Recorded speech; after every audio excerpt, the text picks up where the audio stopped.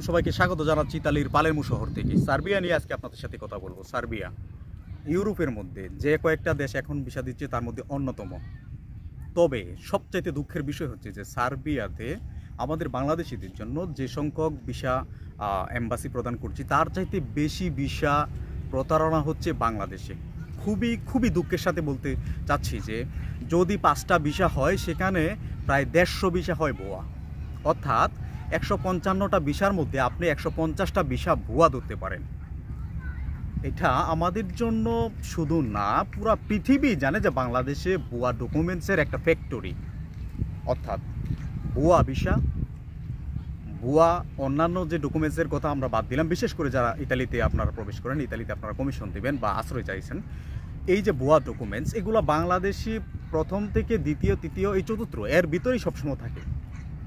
আর এটা খুবই লজ্জাজনক একটা ব্যাপার যে ভিসা জালিয়াতি, তার মধ্যে অন্যতম হচ্ছে সার্বিয়ান ভিসা। আমরা জানি যে সার্বিয়ান যে শ্রমবাজারটা রয়েছে সেটা কিন্তু আমাদের জন্য খুবই গুরুত্বপূর্ণ। আমরা বিশেষ করে রোমেনিয়ার কথা বলতে পারি। রোমেনিয়াতে যখন আপনি ভিসা আবেদন করবেন তখন আপনাকে এম্বাসি ফেস করতে যেতে হবে ইন্ডিয়াতে, যে কাজটা সার্বিয়াতে করতে হয় না।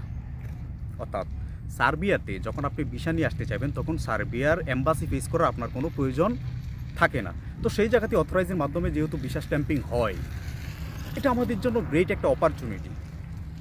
সেখানে কিছু অসাধু ব্যবসায়ী যারা 20টা কাজের ফাইল নিতে পারবে বা 20টা কাজ করতে পারবে, সেখানে 200 থেকে 300 ফাইল নিয়ে নেয়, নিজের ব্যাংক অ্যাকাউন্ট ভর্তি করে রাখে টাকা দিয়ে, এবং সেই টাকা দিয়ে নানাভাবে খরচ করার পর ক্লায়েন্টদের টাকা দিতে পারে না, ক্লায়েন্টদেরকে ওয়ার্ক পারমিট দিতে পারে না, ক্লায়েন্টদেরকে কোনো স্যাটিসফাই হওয়ার মতো কোনো সান্ত্বনা পর্যন্ত দিতে পারে না। আদারওয়াইজ যেটার পরিণতি শেষ হয়, যেখানে গিয়ে শেষ হয় সেটা হচ্ছে নীলক্ষেত থেকে ভুয়া ভিসা স্ট্যাম্পিং। খুবই দুঃখজনক একটা ব্যাপার যে বাংলাদেশের আমি যদি কাউন্ট করি প্রায় 80% মানুষই এই সঠিক যে বিষয়টা, অর্থাৎ কোনটা সঠিক ভিসা এবং কোনটা ভুয়া ভিসা, এটা বুঝতে পারে না। এটা না বোঝার যে ফারাকটা তৈরি হয়েছে, যে গ্যাপটা তৈরি হয়েছে, সেখানেই এই অসাধু যে ব্যবসায়ীগুলো রয়েছে তারা তাদের ফায়দাটা নিয়ে নেয়। অর্থাৎ ভুয়া ভিসা তারা তৈরি করে আপনাকে দিয়ে দেয়। আর এখানে মূল যে ফ্যাক্টরটা সেটা হচ্ছে যে তারা এত বা বোকার মতো ভিসা এডিটিং করে। বেশ কিছু ভিসা আমার কাছে রয়েছে, বেশ কিছু ভিসা, প্রায় সময় আমার ইমেলে অনেকগুলো ভিসা কপি আমার বাংলাদেশি ভাইরা সেন্ড করে, যেখানে এত দুর্বল এডিটিং যে কেউ দেখে বলে দিতে পারবে এটা কম্পিউটারের মাধ্যমে অন্যান্য ফ্রন্ট অ্যাড করে এখানে বসানো একটা ডুপ্লিকেট ভিসা। কিন্তু দুঃখের সাথে বলতে চাচ্ছি যে এই সামান্য বিষয়গুলো বাংলাদেশি ক্লায়েন্টগুলো বুঝতে পারে না। খুবই আশ্চর্য হই আমি যে আপনারা একটা রিয়েল ডকুমেন্টস এবং একটা ফেক ডকুমেন্টস, এটার মধ্যে পার্থক্যটা ধরতে পারেন না। খুবই ইজি একটা ব্যাপার যে ফ্রন্ট কোনো একটা দেশের এম্বাসি ইউজ করে, এই ফ্রন্ট কখনোই সাধারণ কম্পিউটারে যারা কাজ করে বা যারা ভিসা এডিটিং করে বা এডিটিংয়ের যে কাজ করে তারা কখনো এই ফ্রন্টের সাথে ম্যাচিং করতে পারবে না, 100% ম্যাচিং করতে পারবে না। কোনো না কোনো জায়গার মধ্যে তাদের এই মিস্টেকটা থেকে যাবে। এখন কথা হচ্ছে যে ভাই ভিসা কি শুধু আমরা এভাবেই দেখে বুঝতে পারবো যে এটা ফেক না কি সঠিক? না, আপনারা অনেকগুলো সাইট পাবেন যেখানে আপনারা বিশ্বাস চেক দিতে পারবেন, কিন্তু দুঃখের সাথে বলছি যে এই সাইটগুলা ম্যাক্সিমাম টাইমে এই সার্ভারগুলা টোটালি অফ থাকে, যেখানে কোনো কাজ হয় না। রোমানিয়ান সাইডের কথা আমি বলতে পারি। রোমানিয়াতে একটা ভিসা চেক করার তাদের এম্বাসির একটা সাইট রয়েছে, বাট সেখানে কোনো ভিসা চেকিং করা যায় না, চেক করা যায় না। এটা খুবই কঠিন একটা কাজ। সো আপনাদের যখন ভিসা স্ট্যাম্পিং হবে তখন যারা এই বিষয়ে দক্ষ তাদের কাছ থেকে পরামর্শ নিতে পারেন। তাদের পরামর্শ অনুযায়ী আপনার যে সামনের যে প্রসেসিংয়ের যে ব্যাপারটা থাকে, অর্থাৎ টাকা লেনদেনের যে ব্যাপারটা, আপনার ম্যান পাওয়ারের যে ব্যাপারটা, সেটা কন্টিনিউ করবেন। যখন এনশিওর হবেন যে আমার ভিসাটা সঠিক, দেন আপনারা আপনার টাকা পয়সার যে লেনদেনের ব্যাপারটা সেটা কমপ্লিট করবেন। এর আগে আপনারা টাকা দিয়ে থাকেন, এই যে টাকাগুলো আপনারা দিয়ে দেন তখন কিন্তু এই টাকাটা ভিসা যখন ফেক হয় টাকাটা কিন্তু আপনারা ব্রেক পাবেন না, বা পেলেও হয়তো বা হাফ টাকা আপনি যতটুকু দিয়েছেন, লাইক 4 লাখ টাকা দিয়েছেন, সেখানে হয়তো বা 1-1.5 লক্ষ টাকা আপনি আনতে পারবেন, বাকি টাকা আপনার পুরা লস, সময় গেল, টাকাও চলে গেল।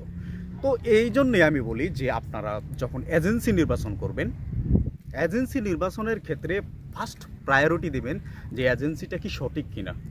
আপনাদের বোকামির মতো একটা কাজ হচ্ছে যে এজেন্সির যে আরএল নাম্বার রয়েছে অর্থাৎ রেকর্ডিং লাইসেন্স, সেই রেকর্ডিং লাইসেন্স থাকা মানেই আপনারা মনে করেন যে এই এজেন্সিটা ভালো, তাদের আরএল নাম্বার রয়েছে, রেকর্ডিং লাইসেন্স। ভাই এটা শুধুমাত্র বিজনেসের জন্য তাদেরকে লাইসেন্স দেওয়া হয়েছে। তারা বিজনেসের মধ্যে চিটারি করে না বাটপারি করে, সেইগুলো খুব বেশি যাচাই বাছাই বাংলাদেশের সরকারের পক্ষ থেকে করা হয় না। এই ব্যাপারগুলো আপনারা মাথায় রাখবেন, সেগুলো খুবই খুবই ইম্পর্টেন্ট। সো এজেন্সি যখন নির্বাচন করবেন সার্বিয়ার ভিসার জন্য, তখন 100% এনশিওর হয়েই আপনারা এজেন্সি নির্বাচন করবেন, যে এজেন্সি আপনাকে fake work permit, fake appointment, যে অর্থাৎ এম্বাসিতে যে আপনার অনলাইনের যে ব্যাপারটা এইটা, এবং আপনার ফেক ভিসা, এই সবগুলো আপনার সঠিক দিবে। এটা যখন আপনি বুঝতে পারবেন বা আপনি এনশিওর হবেন, দেন আপনার ফাইলটা আপনি সাবমিট করবেন। আদারওয়াইজ আপনার ফাইল সাবমিট করার কোনো প্রয়োজনই আমি মনে করি না। যদি ফার্স্ট আপনি আপনার এজেন্সি নির্বাচনে আপনার পদক্ষেপগুলো ভালো নিতে পারেন, সেকেন্ড যখন আপনি ভিসা আপনি হাতে পাবেন, তখন আর এটার কোনো প্রয়োজন হবে না যে এই ভিসাটা ফেক নাকি এটা রিয়েল। সো এই বিষয়গুলো গুরুত্ব দেবেন। প্রথমে আপনি এজেন্সি নির্বাচনের সময় এজেন্সি সঠিক কিনা সেটা দেখবেন, আদারওয়াইজ আপনি বিপদে পড়বেন। আর যদি আপনার এজেন্সি সঠিক হয়, বাকি যে কাজগুলো সেটা আপনার জন্য সঠিক হয়ে যাবে। যাই হোক, খুবই দুঃখের সাথে জানাচ্ছি ভুয়া বিষয়ে বাংলাদেশের সরাসরি, সেখান থেকে আপনারা নিজেকে বাঁচান, নিজে সঠিকভাবে জেনে বুঝে তারপর আপনার ফাইল সাবমিট করেন। সার্বিয়ার বিষয় হচ্ছে, সার্বিয়ার বিষয় রেশিও ভালো, তবে হ্যাঁ একটু অপেক্ষা করতে হবে, যেহেতু এম্বাসিতে বেশ একটা জটলা তৈরি হয়েছে, সেই জায়গাতে আপনাকে অপেক্ষা ছাড়া দ্বিতীয় কোনো রাস্তা নেই, অপেক্ষা করতে হবে। আর আপনার যদি এজেন্সি স্ট্রং থাকে, তাহলে আপনার এজেন্সি জোর দিয়ে আপনার বিষয়টা স্ট্যাম্পিং করে নিতে পারবে। এটাই সাধারণ এখন জেনারেল একটা বিষয়। সো ভুয়া ভিসা থেকে নিজেকে সতর্ক রাখুন, এবং নতুন যারা ফাইল জমা করবেন, আশা করি এজেন্সি নির্বাচনের ক্ষেত্রে আপনার যদি সময় 8 মাসও লাগে বা 1 বছর লাগে, সেই সময়টুকু ব্যয় করে এজেন্সি সঠিক দেখে বুঝে তারপর আপনার ফাইলটা সাবমিট করেন, তাহলে এই ভুয়া ভিসার যে ব্যাপারটা এটা অন্তত পক্ষে আপনার হবে না। আশা করি সঠিকভাবে বাংলাদেশ থেকে ভিসা নিয়ে আপনি সার্বিয়াতে আসতে পারবেন, সার্বিয়াতে কাজ করতে পারবেন, সার্বিয়াতে আপনার যে ফিউচার প্ল্যান সেটা আপনি বাস্তবায়ন করতে পারবেন। এই মুহূর্তে সার্বিয়া সবচেয়ে ভালো ভিসা দিচ্ছে, সবচেয়ে ভালো ভিসা রেশিও, এবং সেখানে সবচেয়ে যে সহজ ব্যাপারটা সেটা হচ্ছে ইন্ডিয়া যাওয়ার কোনো প্রয়োজনীয়তা আমাদের নেই, যেটা বুলগেরিয়া বা রোমেনিয়ার ক্ষেত্রে হয়।